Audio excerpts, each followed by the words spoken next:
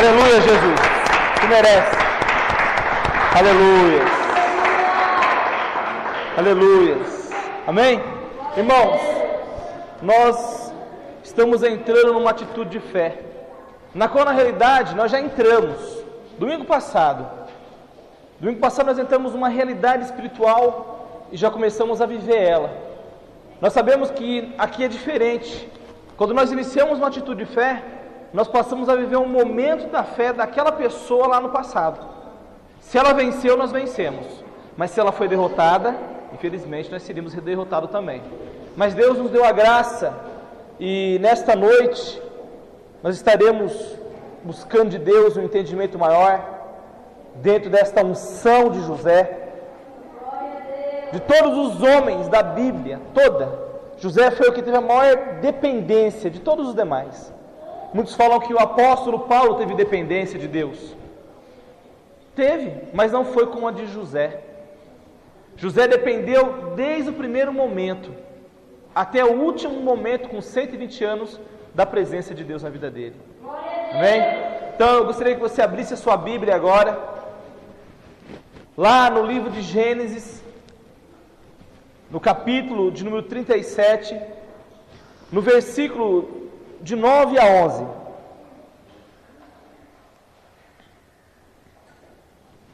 Todo mundo achou? Gênesis 37, de 9 a 11. Vamos lá? E sonhou ainda outro sonho, e contou a seus irmãos, e disse: eis que ainda sonhei um sonho, e eis que o sol e a lua e 11 estrelas se inclinavam a mim. E contando-o a seu pai e a seus irmãos, repreendeu seu pai e disse: que sonho é esse que sonhastes? Porventura viremos eu e tua mãe e teus irmãos a inclinar-nos perante ti em terra?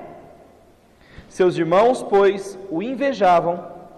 Seu pai, porém, guardava este negócio no seu coração. Pode sentar em nome de Jesus. Irmãos, algo muito interessante Deus falou comigo dentro desta atitude de fé. Eu estava dando uma aula aqui há mais ou menos um mês atrás de teologia, e eu estava iniciando uma matéria chamada Antropologia Teológica, que é uma das 48 matérias que nós damos no curso de bacharelado de teologia. E aí eu explicando para os pastores, porque é um curso voltado a pastores de outros ministérios que vêm aprender aqui nesta igreja, porque reconhece que nós temos um conhecimento que eles não têm. E eu falando com eles, Deus falou comigo assim grandiosamente. Grandiosamente. E nós estamos vendo os nomes redentores de Deus, que não são 7 e nem são 9, são mais de 30 nomes diferentes que Deus usa na sua palavra só no Velho Testamento.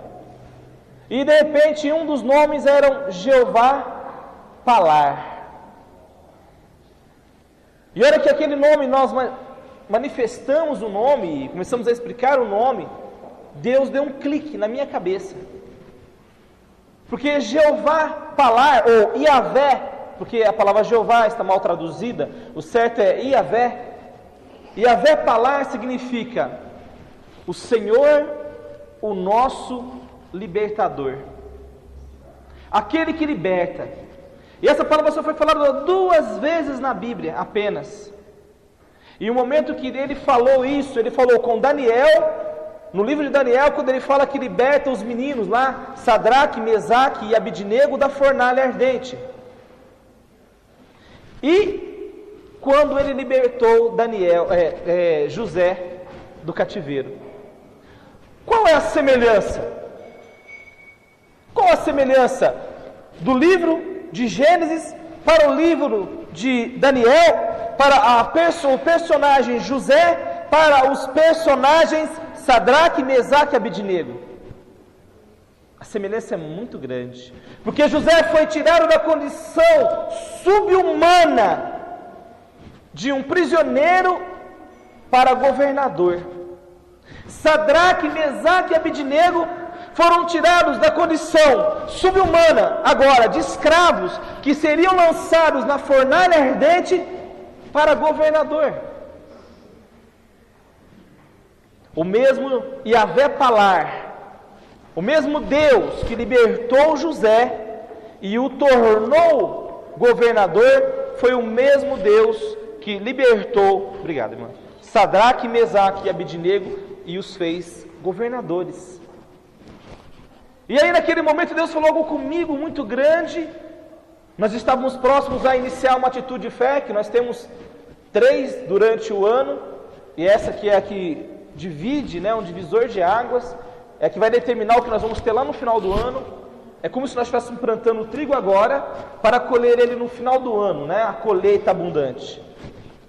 E Deus deu esse entendimento de José, uma grandeza gigantesca sobre a vida de José.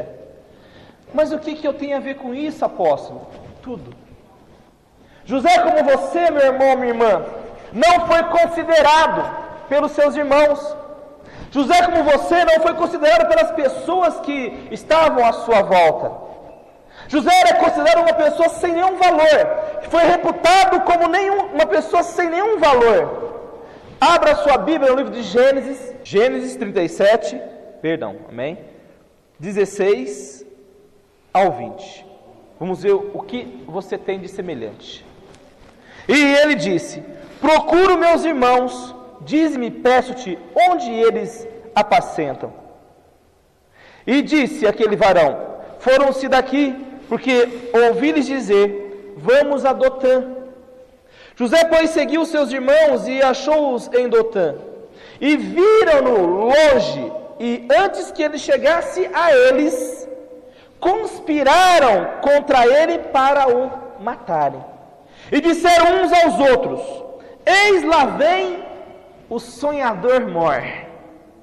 Vinde, pois, agora e matemo-lo e lancemo-lo numa dessas covas. E diremos: uma besta fera o comeu, e veremos o que será de seus sonhos. Ouvindo, pois, Rúben livrou-os das mãos dos irmãos e disse: não tiremos a sua vida. Ele não tinha valor, a vida dele não tinha valor nenhum para os irmãos. Os irmãos faziam chacota daquele homem, como fazem chacota da sua vida, meu irmão.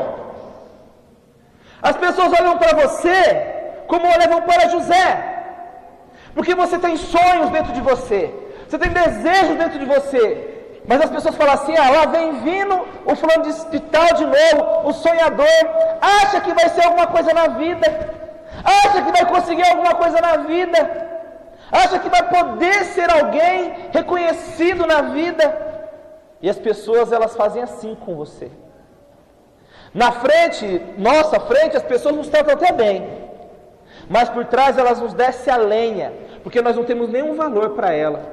E a palavra de Deus diz, na palavra dele, que quando nós não amamos o nosso irmão, nós nos tornamos como um homicida, nós nos tornamos como os irmãos de José. Então as pessoas, quando elas não dão valor a nós, quando elas não nos valorizam, elas se tornam como homicidas. É como se elas estivessem nos matando no mundo espiritual. É como se elas estivessem decretando a nossa morte, o nosso fim no mundo espiritual. Como José, nós também não temos valor nenhum. Já reparou, alguém falou assim para você alguma vez: mas você não vale nada. Não é verdade? Deus te ama por misericórdia. Deus te ama por misericórdia, e você não vale nada, você não tem nenhum valor. Qual foi o valor que José tinha? Olha o valor de José. Gênesis 37, 27 e 28. Vinde e vendamo a este ismaelita, e não seja nossa mão sobre ele, porque ele é nosso irmão, nossa carne. E seus irmãos obedeceram. Passando, pois, os mercadores midianitas, tiraram e alçaram a José da cova, e venderam José por 20 moedas de prata aos ismaelitas, os quais o levaram para o Egito. Esse era o valor de José, 20 pequenas moedas. 20 moedas era o valor de José. Qual será o seu valor? Qual será o seu valor? Eu tenho visto nas reportagens e pude presenciar, muitas das vezes o valor da vida de um homem é um tênis Nike. Há 17 anos atrás, somente quem tinha muito dinheiro podia ter um tênis Nike lá em São Paulo. Podia se comprar um tênis Nike naquelas barraquinhas de camelô por 10, 15 reais. Mas um tênis Nike verdadeiro, original, custava-se quase um salário. E eram poucas pessoas que tinham. E eu vi muitas vezes pessoas correndo o trecho, com o tênis na mão e o cara agonizando no chão, porque deram 3, 4, 10 facadas nele. Quantas vezes você é abordado nas filas, ou antes de subir no ônibus, alguém vem, bate a tua carteira, você não quer dar uma carteira, o cara fala assim, não, eu vou te matar, me dá a carteira. Fala, não, só tem um passe do MT1 aqui, só tem um passe da integração, para mim entrar agora na catraca do metrô, descer e entrar no ônibus para me chegar em casa, só tem um passe. E o cara não quer a tua carteira e mata o cara por causa de um passe. É o valor da vida de um homem. É o valor que você e eu temos. Nós não temos nenhum valor. Não é isso que o povo diz? Nós não temos nenhum valor. Você concorda comigo que nós não temos nenhum valor? Porque as pessoas olham e não vêem valor em nós. O valor de Jesus foi 30 moedas de prata. Será que você tem mais valor do que Jesus? Será que você vale mais do que 30 moedas de prata? José valeu 20. Será que você vale mais do que 30 moedas de prata? Será que você vale mais que 30 moedas de prata? Sim ou não? Amém. Pensem bem para responder. Pensem bem para responder nesta hora. Sabe, a nossa vida não tem valor, é o que muitos dizem. Muitos dizem, como meu pai disse uma vez para mim, eu era moleque ainda, era muito novo, ele falou assim, olha meu filho, você nunca passará de uma meia e de uma zoba furada. Você nunca passará. Alguém já falou isso para você? Que você não vai passar dessa casinha que você conseguiu, ou desse carrinho velho, olha, você não vai passar desse fusquinha, ou desse 147, ou você não vai ter nada além do que você tem, você vai ser sempre empregado, você nunca vai ser patrão. Alguém já disse isso para você? Que você não é qualificado, que você não tem qualidades, que você é ninguém, que você é nada. Disseram isso para José. Lá veio o sonhador mor. Vamos vender ele por 20 moedas, porque é o valor que ele tem para nós. Vamos trair Jesus e vamos vender Jesus por 30 moedas de prata, porque é esse o valor que ele representa para nós. Mas eu digo para você nessa noite, meu irmão, que foi pago um preço muito maior do que 20 ou 30 moedas. Abra a tua Bíblia lá no livro de 1 Pedro. Aleluia. 1 Pedro, capítulo 1, e no versículo 18 e 19 ele fala assim: sabendo que não foi com coisas corruptíveis como prata e ouro que fostes comprada da vossa vã maneira de viver, que por tradição recebeste dos vossos pais, mas fostes comprado com o precioso sangue de Cristo, como um cordeiro imaculado e incontaminado. Então nós temos um valor, meus irmãos. Diga aleluia nessa noite, porque você tem um valor. Você tem um valor que excede 20 moedas de prata. Você tem um valor que excede 30 moedas de prata que foram dadas, pesadas pela vida de Jesus. Você tem um valor gigantesco. E Deus tem visto, né? Ele tem olhado para nós. Porque eu costumo dizer o seguinte: eu não consigo acreditar que alguém pagaria um alto preço, um valor tão grande por alguma coisa que não prestasse. Você imagina nisso? Você compraria um computador usado e queimado? Você pagaria 3 mil reais por um computador usado e queimado?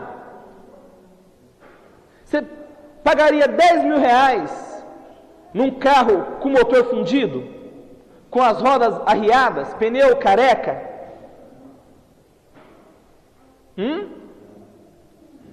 Você entraria num restaurante aonde o cozinheiro lá não lava as mãos, aonde tem barata, rato, e pagaria 30 reais por uma refeição? Sim ou não? Você acha que Deus, sendo Deus, pagaria um alto preço, um preço tão grande, por alguma coisa que não tivesse nenhum valor? Pensem bem comigo. Então por que você muitas das vezes fica chorando pelos cantos, dizendo que você não tem valor nenhum? que ninguém te valorizou, que você não é valorizado, que você não é ninguém, que você não é nada. Se o Senhor Jesus pagou um preço gigantesco por você, e você não o reconhece, Deus pagou um preço gigantesco por você e você não reconhece. Jesus não pagou 30 moedas de prata por você. Não foi com ouro, com prata ou com pedras preciosas que você foi comprado. Você foi comprado pela essência do Deus Criador de todas as coisas. Então você tem um valor, amém? Você concorda que você tem um valor? Nós só vamos ter condição de entender o que Deus tem para nós nessa noite se nós começarmos a entender que nós temos um valor. Entendeu? Então não é jactância, não é arrogância dizer e levantar a mão assim: Deus, eu tenho um valor, amém? Você pode falar isso: eu tenho um valor nessa noite? Você pode falar assim: Deus, eu tenho um valor? Aleluias! Sabe por quê, meu irmão? Porque Deus não vai comprar nada que não tenha valor. Você acha que Ele ia adquirir alguma coisa sem nenhum valor? Só que você se desvalorizou, não tomando posse das palavras que o Senhor tem colocado para você. Nós nos desvalorizamos quando nós não tomamos posse daquilo que Deus tem colocado para nós. O Senhor, Ele nos comprou com algo excelente. Nós não fomos gerados, meus irmãos, vamos entender, nós não fomos gerados por uma mulher, ou pela conjunção carnal de um homem e de uma mulher. Nós fomos gerados por algo maior.